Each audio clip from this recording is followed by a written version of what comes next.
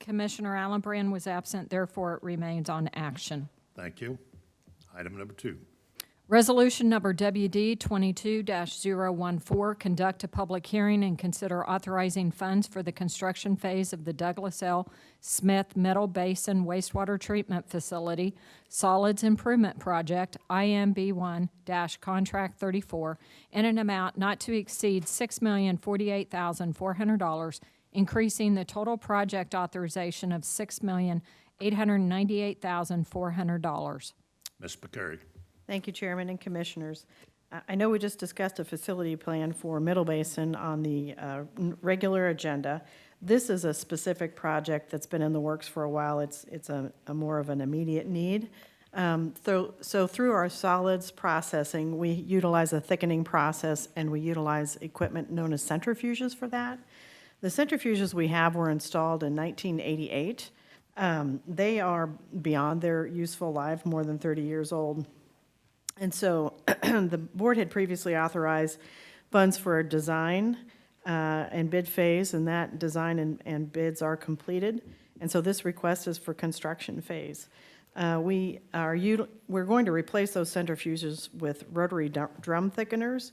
And so when we look at the asset life, so a 20-year life cycle cost, we anticipate the rotary drums will be less, will save us about $1.5 million over the life of the rotary drum thickeners versus replacing those with centrifuges. And that really, when you're looking at that, you're looking at things like power, which centrifuges use a fair amount of power because they're spinning at a high rate, chemical, and then the anticipated maintenance costs. So this request is for the funding for construction phase, and then the next agenda item will be for the contract award. Okay. Well, this is a public hearing. It will remain on action. Are there questions or comments? All right, thank you. Next item.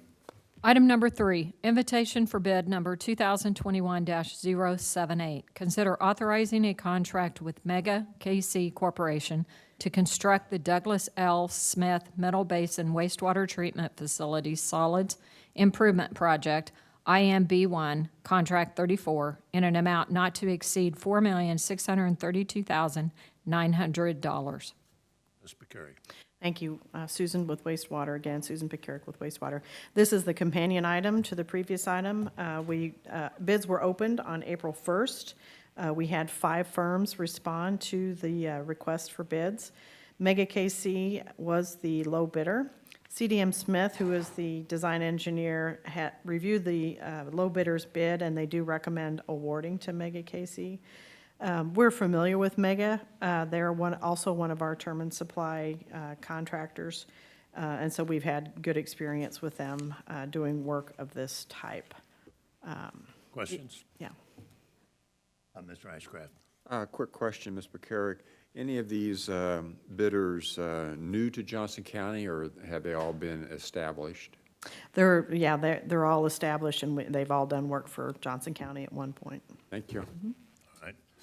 Well, this is a companion item to the public hearing, so it'll stay on action. Next item. Item number 4, consider approving an agreement for fiber optic cable installation with the City of Leewood to connect a fiber line from the Tomahawk Creek Wastewater Treatment Facility Administration Building to the Leewood Aquatic Center. Susan, thank you. Susan Picaric with Wastewater, and Bill Nixon is also here with me to assist with this item. So the City of Leewood, and I think there's a map in the packet, and we'll pull that up for you if we have it available. If not, we'll have it next week. So the City of Leewood has a new aquatic center that's actually just east of where we were yesterday at the Tomahawk Wastewater Treatment Facility. And they would like to connect their aquatic center to the county's fiber optic cable. The county's fiber optic network is actually already terminated at the Tomahawk Wastewater Treatment Facility Administration Building.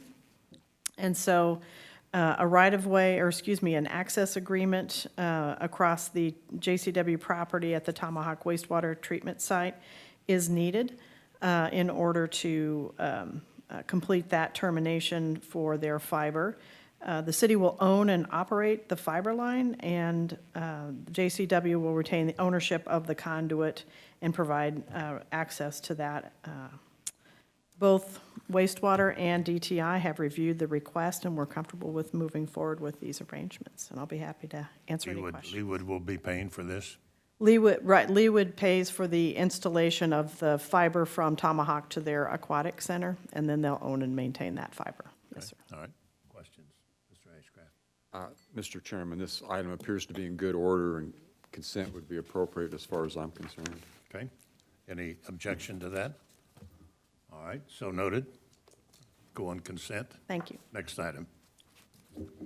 Item number 5, resolution number 019-22. Consider adopting resolution number 019-22 to amend the FY 2022 to 2026 Capital Improvement Program, CIP, to include concrete repair work at 100 Mission Wood Drive at New Century Commerce Center and authorizing a contract or contracts with Golconda Group LLC for concrete work and authorize a use of reserves from the Airport Enterprise Fund in an amount not to exceed $147,965. Mr. Otto? Aaron Otto with the Airport Commission. What's before you today is a vendor selection for doing some repair work, and I'll show you a couple of slides that will help make this make hopefully a little more sense. The first slide that we saw there is where the location of the building is. This is an original Navy building built in 1942-43 at New Century Air Center today. It's been under 3 different leases over the number of years since the airport and the county took over this property. It's going into its 3rd tenant, and we're very, very fortunate, and I'll be a little biased here with this new tenant. It was a lease transfer from the old to the new, but this new group is investing $680,000 in the building over the next 5 years. Part of that deal is that we agreed to work on repairing the concrete overheads, which used to be, this building was served by rail and brought in sailors and goods into it. So we're going to repair the concrete overhead you see on that slide, along with the concrete work in the loading dock. That's what's here. We did some different tests for this to see if demoing a lot of this excess loading dock area would be cheaper, or repairing it, or rebuilding it. And what ultimately came out to be the best deal was what was in base bid 1. Base bid 1 is to repair the different damages you see, and also to cap the overhead concrete structures.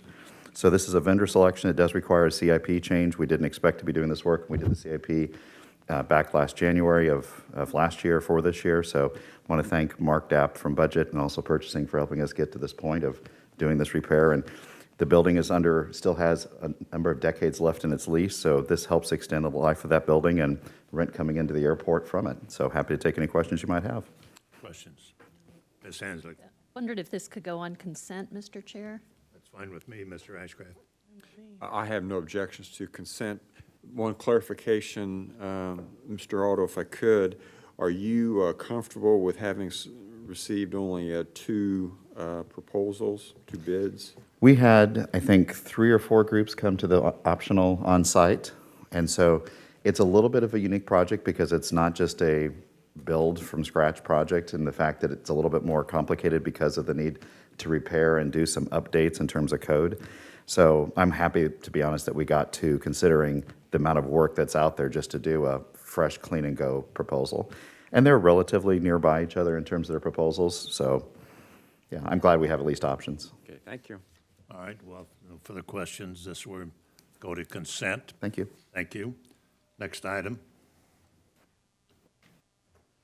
Item number 6, consider authorizing the purchase of 15 2023 Ford E450 Diamond Coach cutaway vehicles from Southern Bus and Mobility Incorporated, including the requisite ancillary equipment for a total cost not to exceed $1,298,205 from the Missouri Department of Transportation, MoDOT, contract number 1FB 605C02100151. Mr. Powers. Chairman, Commissioners, Josh Powers, Business Liaison. This item before you is part of our typical fleet replacement schedule. It's fairly milquetoast in that we do this every year when vehicles age out of our program. There's some good news to go along with this, and that is the amount of use we've got out of the vehicles that we're replacing. So these are 15 cutaway vehicles that are used on paratransit service. These are pickup truck chassis with a composite body on them. They carry about 12 people, depending on configuration, and are wheelchair accessible.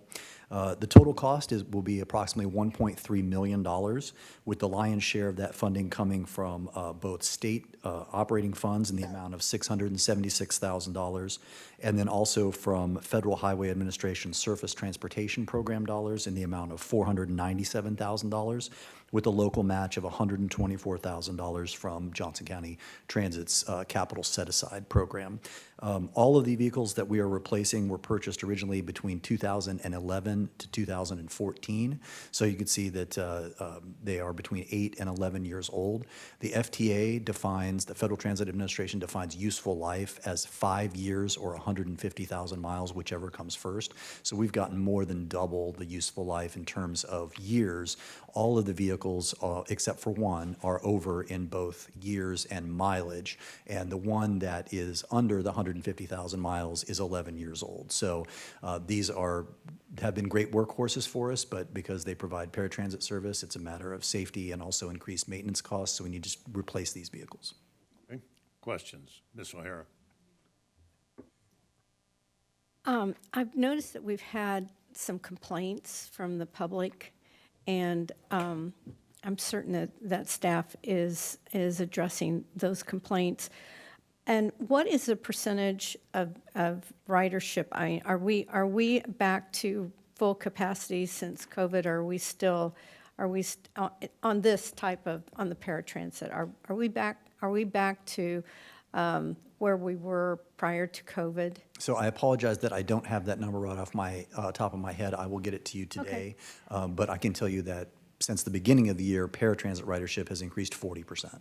Okay, and then if you could give me a cost per ride analysis on that, I would also appreciate it. Okay, thank you. Thank you. Mr. Ricecraft? Thank you, Mr. Chairman. Mr. Powers, an administrative question. We've taken action to evolve your responsibilities. Are you still business liaison, or when does that transition occur? I know that Scott Neufeld in the manager's office is working on that issue with the Department of Human Resources. Okay. Currently, I'm still in planning and still the business liaison. Okay, very good. And I have a number of incidental questions, so before next week, if we could visit, I would appreciate it. Okay. All right, thank you. Next item? That will remain on action. Next item. Item number 7, consider approving proposed bylaws of the Johnson County Planning Commission. Mr. Leipzig? Good morning, Mr. Chairman, members of the board. Jay Leipzig, the Planning Director. This item is before you. Formalizes the procedures that have been in place for a number of years with the Planning Commission through these bylaws. I've been working with the Planning Commission for last couple of months to develop these before you. They were approved, unanimously approved for the Planning Commission at its April 26th meeting. And like I said, these bylaws formalize procedures that have been in place for a number of years. We had a brief description of the duties of the Planning Commission and the makeup in our subdivision regulation that's been in place for a number of years. But this formalizes that and includes several other provisions, including conflict of interest provisions, as well as succession and a variety of other issues that are normally found in such bylaws. Questions? Ms. O'Hara? I would like a copy of that final, of the final bylaws so that I can review it before next week. Sure, Commissioner. Okay, thank you. Is there a copy online? Yes. There is. Yes, sir. Currently is a copy online. Yes, sir. Okay, thank you. Mr. Myers? Thank you, Chair. I believe legal is involved in helping with this document. Everything from our perspective, from legal's perspective, is in good order. That is, Peggy Trent, Chief Counsel. I personally was involved with the Planning Commission, and we spent multiple hours reviewing that document, and we had some very good discussions. I think it's been vetted, legally reviewed by several individuals within our legal department, and feel that it's a template that could be utilized for the other zoning boards. Mr. Ashcraft. Thank you, Mr. Chairman. Mr. Leipzig, Ms. Trent, I very much appreciate you taking this initiative and stepping up.